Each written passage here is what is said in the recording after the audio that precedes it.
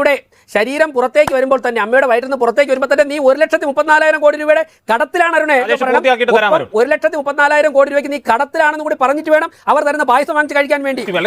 Case കൊടുക്കട്ടെ, ഞാൻ വെല്ലുവിളിക്കാം. കൈക്കൂലി വാങ്ങി ഞാൻ വെല്ലുവിളിക്കാം, കേസ് കൊടുക്കാൻ.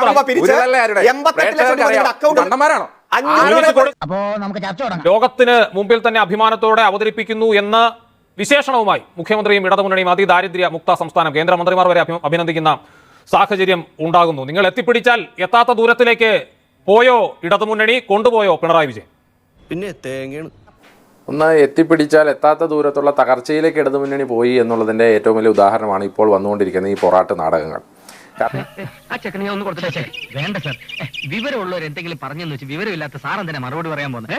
ബീഹാർ തെരഞ്ഞെടുപ്പിന് തൊട്ടു മുമ്പും ഇതുപോലെ ഒരു സാഹചര്യം ഉണ്ടായി. അവിടുത്തെ വനിതകൾക്ക് വേണ്ടി പ്രത്യേകമായ ഒരു പദ്ധതി പ്രഖ്യാപിച്ചപ്പോൾ CPM-ന്റെ കേന്ദ്ര നേതൃത്വം വന്നിറക്കിയ പ്രസ്താവന ബീഹാറിൽ അല്ല, പ്രകടന പത്രികയിൽ ഉണ്ടായിരുന്ന 2021 ഇറക്കിയ പ്രകടന പത്രിക 2026 ഒരു സർക്കാർ പോകുന്നതിന് 3 മാസം മുമ്പാണോ നടപ്പാക്കുന്നത്? അങ്ങനെയാണ്. പ്രകടന പത്രിക വളരെ സുഖകരമാണല്ലോ. കാരണം തങ്ങളുടെ കാലഘട്ടത്തിൽ എന്താണ് പ്രകടന പത്രിക? തങ്ങൾ ഭരിക്കുന്ന കാലഘട്ടത്തിൽ തങ്ങൾ ഇത് നടപ്പിലാക്കി കാണിക്കാമെന്നുള്ളതാണ് പ്രകടന പത്രിക എന്നുള്ള നിലയ്ക്ക് നമ്മൾ ഇറക്കുന്നത്. ഇത് യാതൊരു പ്രകടനവും 4 കൊല്ലവും 9 മാസവുമായിട്ട് നടത്താതിരുന്നിട്ട് അടുത്ത 3 മാസം കൊണ്ട് ഞങ്ങളിത് നടത്തുമെന്ന് പറഞ്ഞാൽ ഇത് വിശ്വസിക്കാൻ മാത്രം മണ്ടന്മാരാണോ കേരള ജനത? അപ്പോൾ ഇതിനകത്ത് ഓരോ വിഷയങ്ങളും നമുക്ക് എടുക്കാം. എന്താണ് ഇപ്പോൾ പെൻഷൻ്റെ കാര്യം? പെൻഷൻ 2,500 ആക്കുമെന്ന് പറഞ്ഞു, 2,000 ആക്കി എന്ന് പറയുന്നു. ഈ പെൻഷൻ തുക തന്നെ എത്ര മാസം ലാഗ് ചെയ്തു എന്നുള്ളത് വളരെ വ്യക്തമാണ്. ദരിദ്രരില്ലാത്ത കേരളമാണ് തങ്ങളുടെ കേരളം എന്ന് ഇവിടെ പ്രഖ്യാപിക്കുന്നത് വഴി സത്യത്തിൽ അവർ കേരളത്തിലെ സാധാരണക്കാരെ വഞ്ചിക്കുകയാണ്. ഇതിൻ്റെ പ്രധാനപ്പെട്ട 2 പ്രശ്നങ്ങളുണ്ട്. അതുകൾക്ക് ഭവനം നിർമ്മിച്ചു നൽകാനുണ്ടെന്ന് സർക്കാർ തന്നെ 1 മാസം മുമ്പ് നിയമസഭാ രേഖയായി പുറത്തു വരുമ്പോൾ ആ 1.25 ലക്ഷം ആളുകൾ അതിദരിദ്രരുടെ പട്ടികയിൽ അല്ലാതെ പോകുന്നത് എന്തുകൊണ്ടാണ്? ഇനി പ്രധാനപ്പെട്ട പ്രശ്നം അതിദരിദ്രരില്ലാത്ത കേരളമാക്കി പ്രഖ്യാപിക്കുന്നതോടുകൂടി ഈ 5,91,000 ആളുകൾക്ക് ഭക്ഷ്യധാന്യങ്ങൾ കൊടുക്കുന്ന കേന്ദ്ര സർക്കാരിന്റെ പദ്ധതി അങ്ങ് നിർത്തലാക്കിയാൽ ഈ കേരളത്തിലെ സാധാരണ ജനങ്ങളെ വയറ്റിലടിക്കുക മാത്രമല്ല അവർ കഴിക്കുന്ന കഞ്ഞിയിൽ തന്നെ മണ്ണ് വാരിയിടുകയല്ലേ ഈ സർക്കാർ ചെയ്തത്? അതല്ലേ ഒന്നും പറയണ്ട. ദാരിദ്ര്യമാകണമെന്നോ കേരളത്തിൽ അതിദാരിദ്ര്യം ഉണ്ടോയെന്നോ വരുത്തി തീർക്കാനല്ല, മറിച്ച് നമ്മൾക്ക് ഇത്രയധികം മാത്രമല്ല സഹായം ലഭിക്കേണ്ടത്, ഇനിയും അധികം ആളുകൾക്ക് സഹായം ലഭിക്കാനുണ്ട്. അതിന്റെ കണക്കുകൾ സർക്കാർ തന്നെ പുറത്തുവിട്ടിട്ടുണ്ട്. നിങ്ങൾ ഈ അതിദരിദ്രരില്ലാത്ത കേരളം എന്ന പ്രഖ്യാപനം നടത്തുക വഴി ആ സഹായം കിട്ടേണ്ട സാധാരണക്കാർക്ക് അത് ലഭിക്കാത്ത സ്ഥിതിവിശേഷം വരുമെന്നുള്ളതാണ് ഈ വിഷയത്തിലെ കൺസേൺ. അതിനുവേണ്ടി സെൻട്രൽ സ്റ്റേഡിയത്തിൽ ഇന്നലെ ഒരു ഫംഗ്ഷൻ നടത്തി. നമ്മൾ ഇന്നലെ ഗവൺമെന്റ് ഓർഡർ കണ്ടതാണ്. എന്താണ്? ഇവർക്ക് വീട് പണിയുന്നതിന് 53 കോടി രൂപ അനുവദിച്ചു. പെട്ടെന്ന് ഒരു പുതിയ ഗവൺമെന്റ് ഓർഡർ വരികയാണ്. ആ 53 കോടിയിൽ 1.5 കോടി രൂപ കട്ട് ചെയ്യുകയാണ്. എന്തിനാണ്? ഇവർക്ക് വീട് പണിയുന്നതിലുള്ള 1.5 കോടി രൂപ കട്ട് ചെയ്ത് സെൻട്രൽ സ്റ്റേഡിയത്തിൽ മോഹൻലാലിനെയും മമ്മൂട്ടിയെയും കമലഹാസനെയും വിളിച്ച് ഈ പിണറായി വിജയൻ എന്ന് പറയുന്ന കേരളത്തിലെ മുഖ്യമന്ത്രിക്ക് ഒരു തള്ളു സമ്മേളനം നടത്താൻ വേണ്ടി, ഇതുപോലൊരു വ്യാജ സമ്മേളനം നടത്താൻ വേണ്ടി, കപടമായ പ്രഖ്യാപനം നടത്താൻ വേണ്ടി 1.5 കോടി രൂപ സാധാരണക്കാരുടെ വയറ്റിൽ വീണ്ടും അടിച്ചിരിക്കുകയാണ്. അപ്പൊ ഇത് തന്നെ ആദ്യത്തെ അഡ്മിനിസ്ട്രേറ്റീവ് സാങ്ഷൻ നില്ലാണ്. മോഡിഫൈഡ് എമൗണ്ട് 1.5 കോടിയാണ് എന്ന് പറഞ്ഞാൽ സാധാരണക്കാരന് വീടുണ്ടാക്കുന്നതിനുള്ള 1.5 കോടി രൂപ എടുത്ത് ഈ തള്ളു സമ്മേളനത്തിന് വേണ്ടി മാറ്റി എന്നുള്ളതിന്റെ ഗവൺമെന്റ് ഓർഡർ പാർട്ടി അധികാരത്തിൽ വന്നാൽ ഭരണ കാലയളവിൽ നടപ്പാക്കേണ്ടതാണ്. അത് അങ്ങേക്ക് ബോധ്യമുണ്ടല്ലോ. ഭരണ കാലയളവ് 2021 മെയ് മാസം മുതൽ 2026 മെയ് മാസം വരെ, അതായത് ഇനിയുണ്ട് 6 മാസത്തോളം. ആ മെയ് മാസത്തിനുള്ളിൽ നടപ്പാക്കേണ്ടതാണ്. ഇതിൽ പറഞ്ഞ മുഴുവൻ കാര്യങ്ങളും ഞങ്ങൾ നടപ്പാക്കും. ഇതിപ്പം അന്ന് പോലെ പറഞ്ഞുകൊണ്ടിരിക്കുന്ന ആരോ പറഞ്ഞ് പഠിപ്പിച്ചു വിട്ടാൽ മതി. വരും. സത്യം സാമർത്ഥ്യത്തെക്കാൾ സുന്ദരമാണ്. ഞങ്ങൾ പറഞ്ഞ വാക്ക് പാലിക്കുന്നു. ഈ സത്യം ഞങ്ങൾ ഈ നാട്ടിൽ കൃത്യമായി നടപ്പാക്കുന്നു. അതുകൊണ്ട് എതിർക്കുന്നവർ എതിർത്തോട്ടെ, ആക്ഷേപിക്കുന്നവർ ആക്ഷേപിച്ചോട്ടെ. ഞങ്ങളെ ആക്ഷേപിക്കുന്നവർ വരെ ഇപ്പോൾ LDF ആണ് ശരി, CPM ആണ് ശരി, പിണറായി ആണ് ശരി എന്ന് പറഞ്ഞ് രംഗത്ത് വരുന്ന കാഴ്ച ഞങ്ങൾ കാണുകയാണ്. ഇപ്പോൾ അരുൺ പറഞ്ഞു, അരുണേ ഞാനിപ്പോൾ ഈ ചർച്ചയിൽ പങ്കെടുക്കുന്നത് ഏഷ്യാൻ്റെ തമ്പാനൂർ സ്റ്റുഡിയോയിൽ നിന്നാണ്, തിരുവനന്തപുരത്ത്. ഇവിടെ നിന്ന് ഒന്ന് നടന്നു പോകാനുള്ള ദൂരം മാത്രമേ ഉള്ളൂ. പാവപ്പെട്ട കുട്ടികൾ വിശന്നപ്പോഴേക്ക് പിണറായി വിജയൻ്റെ കീഴിൽ മണ്ണ് വാരി തിന്ന സ്ഥലം ഇവിടെ നിന്ന് നോക്കിയാൽ കാണാവുന്ന ദൂരം മാത്രമേ ഉള്ളൂ. ആലോചിക്കണം അരുണേ, അങ്ങനെയുള്ളൊരു സംസ്ഥാനത്താണ്. നിന്നെ ഇതിനൊന്നും കൊള്ളുകയില്ലെന്ന് നീ വീണ്ടും വീണ്ടും തെളിയിച്ചിരിക്കുകയാണ് എൻ്റെ വിജയ. അങ്ങനെയുള്ളൊരു സംസ്ഥാനത്താണ്. ഞാനൊരു കാര്യം പറയട്ടെ. അതായത് ലഭ്യമാവുന്ന കണക്കുകൾ അനുസരിച്ച് 2026 ആകുമ്പോഴേക്കും കേരളത്തിൻ്റെ പൊതുകടം 4.8 ലക്ഷം കോടി രൂപയായി മാറാൻ പോകുന്നു. അതായത് ഇനി ഒന്നുകൊണ്ട് വിഷമിക്കണ്ട, ഇവിടുത്തെ കാര്യം ഞാൻ ഏറ്റു. നമ്മുടെ വരുമാനത്തിൻ്റെ 98.49% നിങ്ങൾ ശ്രദ്ധിക്കണം. കേരളത്തിൻ്റെ വരുമാനത്തിൻ്റെ 98.49% കടവും പലിശയും തിരിച്ചടയ്ക്കുവാൻ വേണ്ടി മാത്രമേ നമുക്ക് പ്രയോജനപ്പെടുത്താൻ സാധിക്കുകയുള്ളൂ. 2% തുക പോലും നമുക്ക് നമ്മുടെ സംസ്ഥാനത്തിന്റെ വികസന കാര്യങ്ങൾക്ക് പ്രയോജനപ്പെടുത്താൻ വേണ്ടി കാര്യം നടന്നാൽ പോരെ എന്നാണ് രാകേഷ് അവരുടെ ചോദ്യം. ഇതൊക്കെ എന്ത് കാര്യം നടക്കുമ്പോഴേക്കും എന്താ സംഭവിക്കുന്നത്? ഇന്ന് ജനിച്ചു വീഴുന്ന ഒരു കുട്ടി ഉൾപ്പെടെ 1.34 ലക്ഷം രൂപയ്ക്ക് 1,34,000 രൂപയ്ക്ക് കടമാണ്. ഇന്ന് ആ കുട്ടിയുടെ ശരീരം പുറത്തേക്ക് വരുമ്പോൾ തന്നെ, അമ്മയുടെ വയറ്റിൽ നിന്ന് പുറത്തേക്ക് വരുമ്പോൾ തന്നെ നീ 1,34,000 കോടി രൂപയുടെ കടത്തിലാണ് അരുണേ. ആ അതിലെനിക്ക് അഭിമാനമുണ്ട്. രാജേഷേ, ഞാനൊരു കാര്യം ചൂണ്ടിക്കാണിച്ചോട്ടെ. ഈ എങ്ങനെ കടം വാങ്ങാതിരിക്കും? അവർക്ക് ഒരു നിമിഷം വരും, അവർക്ക് അർഹതപ്പെട്ടത്, അവകാശപ്പെട്ടത് നിങ്ങൾ ഒപ്പിടാൻ പറയുന്ന രേഖകളിൽ ഒപ്പിട്ട് നൽകിയാലേ പണം അനുവദിക്കൂ എന്ന നിലപാട് സ്വീകരിച്ചത്. ഇപ്പോൾ PM ശ്രീയിലൊക്കെ പിണറായി വിജയൻ പോയി ഒപ്പിട്ട് പിന്നീട് പിൻവാങ്ങേണ്ടി വന്നെങ്കിലും അങ്ങനെ ഒരു നിലപാട് കേന്ദ്ര സർക്കാർ സ്വീകരിക്കുമ്പോൾ വായ്പ എടുക്കേണ്ടി വരില്ലേ ഒരു സംസ്ഥാനം? ലോകപ്പെട്ടതാണ് ഇത് പറയുന്നത്. കേന്ദ്ര സർക്കാരിന് പാർലമെന്റിൽ പാസാക്കിയ നിയമങ്ങളുടെ അടിസ്ഥാനത്തിൽ മാത്രമല്ലേ പണം കൊടുക്കാൻ സാധിക്കുകയുള്ളൂ. ഈ രാജ്യത്തെ ഓരോ പദ്ധതിയിലും കേന്ദ്ര ഗവൺമെന്റ് പദ്ധതിയിൽ ഉൾപ്പെടുമ്പോഴേക്കും ഓരോ സംസ്ഥാനങ്ങളും പാലിക്കേണ്ട കാര്യങ്ങളുണ്ട്. അതിപ്പോൾ ശിവൻകുട്ടി വിദ്യാഭ്യാസ മന്ത്രിയാണ്. ശിവൻകുട്ടി തിരുവനന്തപുരത്തെ CPM-ന്റെ വലിയൊരു നേതാവാണ്. പിണറായി വിജയനാണ് ഭരിക്കുന്നത്. അതുകൊണ്ട് തന്നെ പാർലമെന്റ് പാസാക്കിയ ഒരു നിയമങ്ങളിൽ ഒപ്പിടാതെ ഒരു ചാക്കും കൊണ്ട് അങ്ങോട്ട് ചെന്ന് കഴിഞ്ഞാൽ കേന്ദ്ര ഗവൺമെന്റ് നോട്ടുകെട്ടുകളൊക്കെ വാരി കെട്ടിവെക്കുമെന്ന് പറഞ്ഞു കഴിഞ്ഞാൽ നടക്കും ഒരു ജനാധിപത്യ രാജ്യത്തിൽ? അങ്ങനെ നടക്കില്ല. അപ്പോൾ താൻ തൊട്ടെന്റെ പാഞ്ചി പറയണേ, താൻ വിചാരിച്ചത് വെള്ളയപ്പങ്ങാടിയിൽ വെള്ളയപ്പം ഉണ്ടാക്കണ പോലെ ടീം ടീം ടീം എന്ന് പറഞ്ഞുണ്ടാക്കിയതാ. ഇവർ ചോദിക്കുന്ന സ്ഥലത്തൊക്കെ പൈസ കൊടുക്കാൻ വേണ്ടി അവിടെ പണം കായ്ക്കുന്ന മരമൊന്നുമില്ലല്ലോ. കൃത്യമായിട്ട് കണക്ക് കൊടുക്കണം, കൃത്യമായിട്ട് മാനദണ്ഡങ്ങൾ പാലിക്കണം.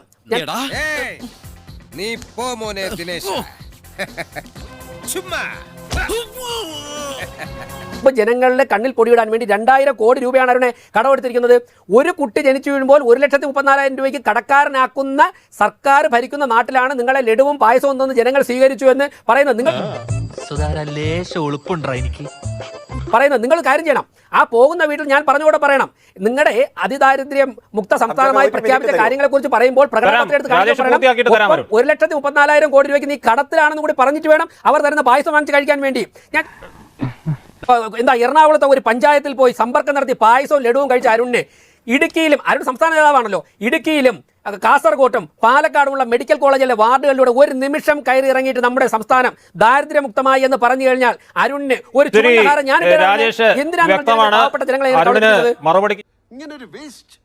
പറയാം ജ്യോതി. അതായത് ഈ ഇന്ത്യ രാജ്യത്ത് ഒരു മുഖ്യമന്ത്രിയും മകനും മകളും ഒരു അഴിമതിയുടെ കറപുരണ്ട് നിന്ന് ഇത്രയധികം ആരോപണങ്ങൾ നേരിട്ടിട്ടും എന്നെ ഭ്രാന്ത് പിടിപ്പിക്കരുത്.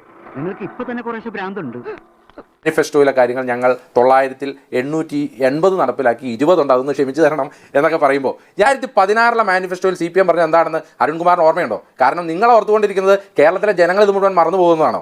2016 പാർപ്പിടം എന്ന കോളത്തിൽ 365 പോയിന്റിൽ നിങ്ങൾ പറഞ്ഞു വെക്കുന്ന കാര്യം ഇതായിരുന്നു അരുൺകുമാർ: 1 ലക്ഷം വീട് വീതം നിർമ്മിച്ച് 5 വർഷം കൊണ്ട് എല്ലാവർക്കും വീട് ഉറപ്പുവരുത്തുമെന്ന് പറഞ്ഞാൽ 2021 ആകുമ്പോൾ 5 ലക്ഷം വീട് പൂർത്തീകരിക്കുമെന്നാണ് നിങ്ങളുടെ മാനിഫെസ്റ്റോ 2016 പറയുന്നത്. ഞാനത് അബ്ജോദിന് ഇപ്പോൾ അയച്ചു തന്നിട്ടുണ്ട്. സംശയം ഉണ്ടെങ്കിൽ വേണമെങ്കിൽ അരുൺകുമാറിന് അയച്ചു കൊടുക്കാം. 2026 ആകാൻ നേരത്ത് 4.5 ലക്ഷമാണ് പണിതത് ഉള്ളൂ എന്ന് പറയുമ്പോൾ 2016 മാനിഫെസ്റ്റോ പോലും നിങ്ങൾ പൂർത്തീകരിച്ചിട്ടില്ല എന്ന് ഇപ്പോൾ തന്നെ അരുൺകുമാർ പറഞ്ഞ കാര്യങ്ങളുടെ അടിസ്ഥാനത്തിൽ ഇവിടെ ഇപ്പോൾ തെളിയുകയാണ്. അപ്പോൾ നിങ്ങൾ ഈ പറയുന്നത് ശുദ്ധ കള്ളത്തരമാണ് എന്നുള്ളത്, തട്ടിപ്പാണ് എന്നുള്ളത് കേരളം തിരിച്ചറിയുകയാണ്. ഇത് ഈ തൊഴിലാളി ക്ഷേമനിധി ബോർഡിൽ എത്ര കൊല്ലമായിട്ട് കുടിശ്ശികയുണ്ട് അബ്ജോദെ?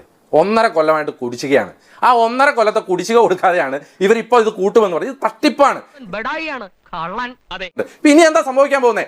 5,91,000 മഞ്ഞക്കാടുള്ളവർ, AAY സ്കീമിലുള്ളവർ, അവർ അതിദരിദ്രരായതുകൊണ്ടാണ് 5,91,000 ആയത്. അവർക്കാണ് ഇപ്പോൾ ഭക്ഷ്യധാന്യത്തിന്റെ സബ്സിഡിയും അതല്ലെങ്കിൽ ഫ്രീ ആയിട്ടുള്ള ഭക്ഷ്യധാന്യങ്ങളും കിട്ടുന്നത്. നാളെ കേന്ദ്ര സർക്കാർ അങ്ങ് തീരുമാനിക്കുകയാണ്, ഇതാ നോക്കൂ, കേരളം മോഹനസുന്ദരമായ അതിദരിദ്രരില്ലാത്ത നാടായി മാറി. അതുകൊണ്ട് ഇനി ആ 5,91,000 എന്നുള്ള കണക്ക് വേണ്ട, മഞ്ഞക്കാടുകൾ വേണ്ട, ഇനി കേരളത്തിലുള്ള സാധാരണക്കാരന് അങ്ങനെ അരി കൊടുക്കേണ്ട ആവശ്യമില്ല എന്ന് സർക്കാർ തീരുമാനിച്ചാൽ ഇവരെന്ത് പറയും അബ്ജോദെ? എന്ത് തീരുമാനം എടുക്കും ഇവര്? 1.5 ലക്ഷം അല്ലെങ്കിൽ ലൈഫിന് കൊടുക്കുന്ന പദ്ധതിയിലുള്ള പണം ഇനി കേന്ദ്ര സർക്കാർ ഫണ്ട് വെട്ടിക്കുറച്ചാൽ നമ്മൾ തന്നെ പോയി സമരം ചെയ്യണ്ടേ? നമ്മളൊക്കെ തന്നെ പോയി സമരം ചെയ്യണ്ടേ? എന്തിനാണ് ഈ നാട്ടുകാരെ പറ്റിക്കാൻ വേണ്ടി ഈ സ്വയം കുഴി കുഴിക്കുന്നത്? ഈ 200 സർക്കാർ സ്കൂളുകൾ പൂട്ടി. 200 സർക്കാർ സ്കൂളുകൾ. ഞാൻ കണക്ക് സത്യം, സ്കൂളിന്റെ പേര് സത്യം, സമയക്കുറവുകൊണ്ട് ഞാൻ പറയുന്നില്ല, തരാൻ തയ്യാറാണ്. ഇത് ശരിയല്ല, കള്ളമാണ്. കാണാനും മുഴുവൻ പറയും. പിന്നെ താങ്കൾ ഈ ചർച്ചയെ തെറ്റിദ്ധരിപ്പിച്ചു. 203 സർക്കാർ സ്കൂളുകൾ ഈ കേരളത്തിൽ LDF-ന്റെ കാലത്ത് പൂട്ടിയെന്ന്. താങ്കൾ അത് തെളിയിച്ചാൽ പൊതുപ്രവർത്തനം രാജിവെച്ച് ഇനി ഒരിക്കലും ഞാൻ ഒരു കൊടിയും പിടിക്കില്ലെന്ന് പറഞ്ഞ് രാഷ്ട്രീയ ജീവിതം അവസാനിപ്പിക്കാം. 201 സ്കൂളുകൾ പൂട്ടിയെന്ന് ജയന്ത് ചൗധരി പാർലമെന്റിൽ പറഞ്ഞിട്ടുണ്ട്. ശ്രീ കെ രാധാകൃഷ്ണൻ എം പിക്ക് കൊടുത്ത ചോദ്യത്തിന്റെ മറുപടിക്കാണ് പറഞ്ഞത് 201 ഗവൺമെന്റ് സ്കൂളുകൾ പൂട്ടിയെന്ന്. പക്ഷേ ശ്രീ വി ശിവൻകുട്ടി പറഞ്ഞു, എന്താണ് പറഞ്ഞത്? അങ്ങനെ ഒരു കണക്കില്ല, അങ്ങനെ ഒരു സ്കൂളുകൾ പൂട്ടിയിട്ടില്ല, അത് കണക്കുകൾ അപ്ഡേറ്റ് ചെയ്തപ്പോൾ ഉണ്ടായിരുന്ന പിഴവാണെന്ന് പറഞ്ഞു. ഞാൻ അങ്ങനെ പറഞ്ഞില്ലല്ലോ. ായി കുറഞ്ഞു. അതായത് 2 വർഷത്തിനുള്ളിൽ 201 സർക്കാർ സ്കൂളുകളുടെ കുറവ് കേരളത്തിൽ ഉണ്ടായെന്നാണ് കേരളം അപ്ഡേറ്റ് ചെയ്ത കണക്കനുസരിച്ച് സൂചിപ്പിക്കുന്നത്.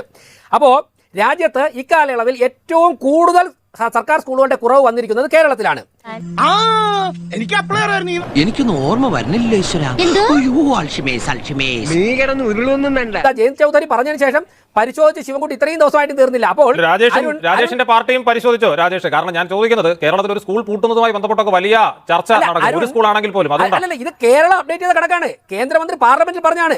അരുൺ വിദ്യാഭ്യാസ മന്ത്രി ശിവൻകുട്ടിയോട് ചോദിക്കണം, നിങ്ങൾ ഈ കണക്ക് നിങ്ങൾ തന്നെ അപ്ഡേറ്റ് ചെയ്തിട്ടുണ്ട്, എന്തുകൊണ്ട് ഇത്രയും സ്കൂളുകൾ കുറഞ്ഞു, ഏതൊക്കെയാണ് പൂട്ടി? അദ്ദേഹം പരിശോധിച്ച് പറയാൻ ഇതുവരെയും പറഞ്ഞിട്ടില്ല. പാർലമെന്റിൽ കൊടുത്ത ആധികാരികമായ മറുപടിയാണ്. അഞ്ചാറബദ്ധമൊക്കെ എല്ലാവർക്കും പറ്റേ. അബദ്ധങ്ങളുടെ ഒരു ഘോഷയാത്ര തന്നെയാണല്ലോ നിന്റെ ജീവിതം. സ്കൂൾ പൂട്ടിയിട്ടുണ്ടെങ്കിൽ താങ്കൾ അയച്ചു കൊടുക്കും, ബാക്കി നമുക്ക് ചർച്ച ചെയ്യാം. സംസ്ഥാനത്തിന്റെ വിദ്യാഭ്യാസ വകുപ്പ് അപ്ഡേറ്റ് ചെയ്ത കണക്ക് വെച്ചാൽ കേന്ദ്ര പാർലമെന്റ് ചോദിക്കൂ. സംസ്ഥാന സർക്കാരിന്റെ വിദ്യാഭ്യാസ അക്കാര്യം വ്യക്തമാണ്. രാജേഷ് ഏത് അടിസ്ഥാനത്തിലാണ് പറഞ്ഞതെന്നും മറുപടി വ്യക്തമാണ്. അടുത്ത വിഷയത്തിലേക്ക് പാർലമെന്റിൽ കൊടുത്ത മറുപടിയുടെ അടിസ്ഥാനത്തിലാണ് ഞാൻ പറഞ്ഞത്. കോൺഗ്രസിന്റെ പ്രതിനിധി ഇവിടെ തുടർച്ചയായിട്ട് പറയുകയാണ്, എന്ത് മുഖ്യമന്ത്രിയുടെ മകൾ ഇനി നാണമില്ലേ?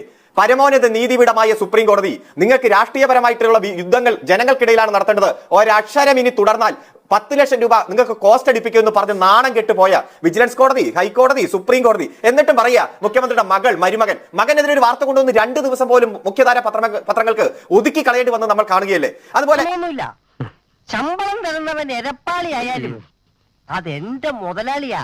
തയ്യാറാണ്. പിന്നെ കോടതികൾ നിരാകരിച്ചതുകൊണ്ട് ഏതെങ്കിലും ആക്ഷേപം, ഏതെങ്കിലും ആരോപണം കെട്ടടങ്ങി എന്ന് ചോദിച്ചാൽ കെട്ടടങ്ങില്ല എന്നതിന് ഒറ്റ ഉദാഹരണം മാത്രം പറഞ്ഞ് ഞാൻ അവസാനിപ്പിക്കാം. അത് മാസപ്പടി കേസാണ്. കാരണം അത് കണ്ടെത്തൽ അതേപടി വീണാറ്റി നിഷേധിക്കത്രത്തോളം ചെയ്യാത്ത ജോലിക്ക് കൂലി വാങ്ങി എന്ന ആരോപണം അതേപടി നിലനിൽക്കുകയാണ്.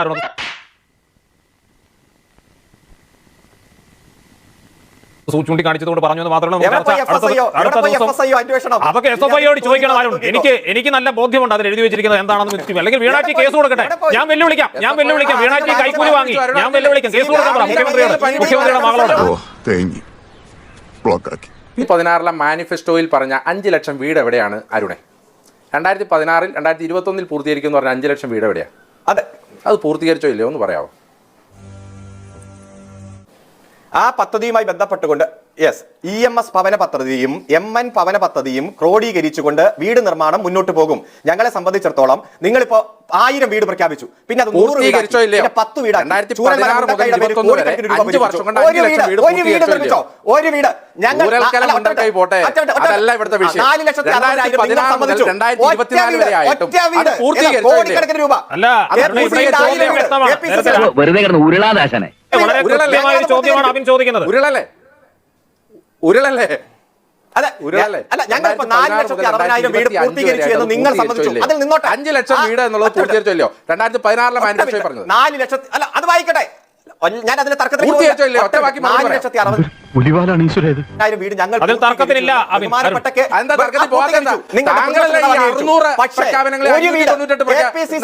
വീട് പ്രഖ്യാപിച്ചിട്ടുണ്ട്. എന്റെ ചോദ്യം ചൂരൽമല മുണ്ടക്കൈയുടെ പേരിൽ കോടിക്കണക്കിന് രൂപ പിരിച്ച് 88 ലക്ഷം രൂപ അക്കൗണ്ടിൽ